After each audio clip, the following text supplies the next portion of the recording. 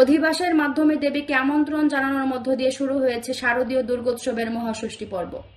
ষষ্ঠী তিথিতে তাই পূজা মণ্ডপে দেখা মিলল বলিউডের দুই জনপ্রিয় অভিনেত্রী কাজল ও রানী মুখার্জির। ভারতীয় সংবাদ মাধ্যম বলিউড নাও এর প্রতিবেদন থেকে জানা যায়, মুম্বাইয়ের নর্থ বম্বে সার্বজনীন দুর্গাপূজা মণ্ডপে মহাষষ্ঠীর দিনে উপস্থিত হন কাজল ও রানী মুখার্জি।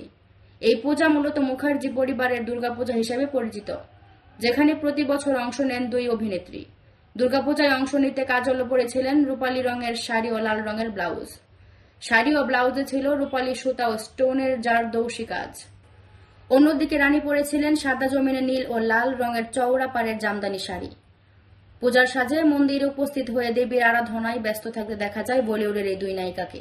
পূজা বিধি ও রীতিনীতি শেষ করে তারা আমন্ত্রিত অতিথিদের সঙ্গে খোশ গল্পে মেতে ওঠেন। এ সময় তারা প্রয়াত দেব মুখার্জিকে স্মরণ করেন। সম্পর্কে দুই নায়িকা কাকা হন দেব মুখার্জি।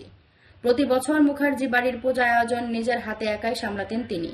এবার পূজায় তার অনুপস্থিতিতে তাই আবেগী হয়ে ওঠেন অতিথিরা।